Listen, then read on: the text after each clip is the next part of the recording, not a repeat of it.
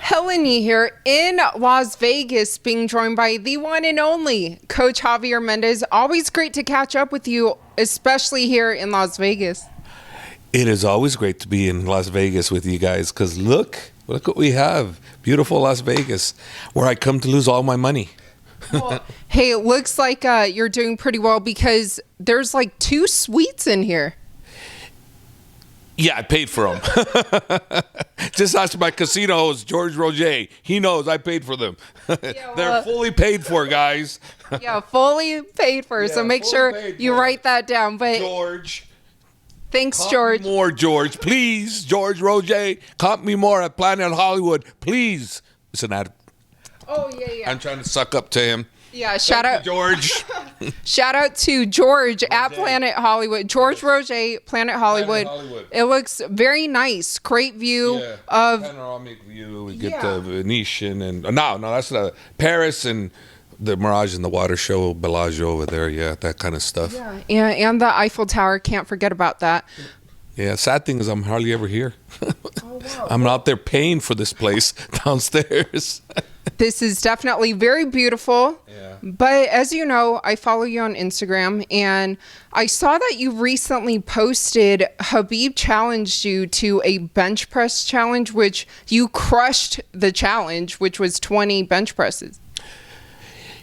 Yeah, he challenged me, but I don't think he challenged me because him and I, he says yes, but it really means no. I say no. To him, it really means yes. So he wasn't challenging me. He was actually thinking I'm too old. I could hurt myself. I don't want you to do that. Oh, he was trying to watch out for you. Yeah, he was trying to watch out for me. He wasn't challenging me. He's just like, no, coach, don't do this. I don't want you to hurt yourself. So he wasn't a challenge like, go do it. No, it was like, he likes to protect me. He don't like that. So that's the funny part is like, what? I can't do it? So no, he didn't. He goes, coach, you don't understand me. So has he said that to you lately? Well, he's been telling me things lately how we don't understand each other. It started when we first started training. When he first came to me, I go, man, this guy's unbelievable. He's killing everybody. I go, but damn it, he doesn't listen. I go, if he could just listen, he'd be so goddamn good. He could be one of the greatest. That's what I was thinking in my mind. I'm thinking, but man, he doesn't listen. He crushed everybody he ever sparred. And after about the second time he came, he learned a little bit better English. And he says to me, coach, in broken, I have to explain to you what happened. When I first come, I don't understand. You say relax, and I always think go harder, so I go crazy and I try to kill people. And I was like, well, Jesus Christ. That's when I knew, oh my God. Wow. It was, and we're still doing that now. I say, hey, Khabib, we're training at 6, right, with the team, right? I'm the head coach. You guys hear that? I'm Team Khabib head coach, not Khabib, Coach Hab. I'm coach, me, number 1. But you know what? Say 6 o'clock, okay. Guess who shows up at the Apex? 6 o'clock, I'm there waiting. I say, hey, to the guy at the front desk, I go, where's my guys? He goes, coach, they left already. I go, what do you mean they left already? He goes, yeah, they came in earlier and they left. I go, they told me 6 o'clock. They go, I said, Khabib, what the hell happened? You told me 6 o'clock. He goes, oh, coach, I forgot. Yeah, things changed. Sorry, coach. I said, that's okay. Wow, Coach Khabib. But hey, he's been undefeated as a coach so far. Yeah, no, he's a great coach. In all seriousness, that guy can coach, man. And I'm on board more as a mentor than anything. He's actually doing all the work. I'm doing a lot of the work with the guys too. But he loves coaching, and he's taken over his father's legacy of what his father left behind, and he's pursuing that. And he's doing really great. He really is. He's doing it for the right reasons. Absolutely, and I do see a lot of passion when he is kind of in the corner of those fighters. And one of them recently, and you and I discussed last time, Islam, his win over Drew Dober, it kind of went exactly how you discussed, a very dominant victory. What would you like next for Islam? Oh, I want a top 10 guy or under. I'd want a top 5 guy. Yeah. Give me RDA. Give me the winner of the championship fight. Give me the winner of Conor and Dustin. I don't care. I really don't care, and I'm not joking. Yeah. I've said it before with Khabib, and he proved me right. I'm saying it with Islam. He's going to prove me right too. Give me whoever. I don't care.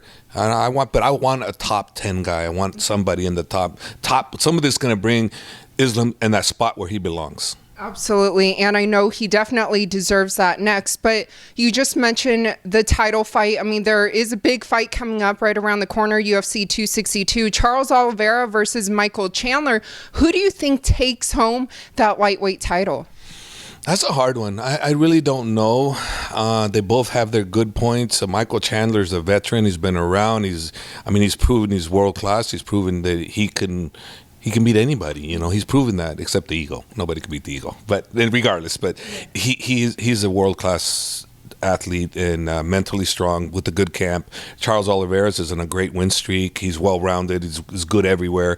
Man, I don't know. It's kind of one of those fights when you have people like that. If I'm not physically training them, I don't really know exactly. I'm just a fan like everybody else, and I could just think, okay, if this happened, this happened, this happened, this can happen.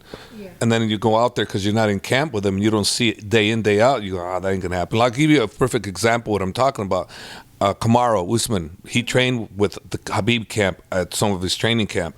So I was watching the champ train, and sparring and hitting mitts with the guys, and I'm like going, oh my gosh.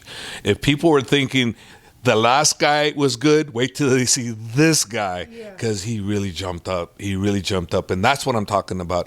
As a coach, if we're training our guys and we can tell you more or less, but if we're not watching our guys and I'm watching and you're watching TV, your opinion might be just better than mine.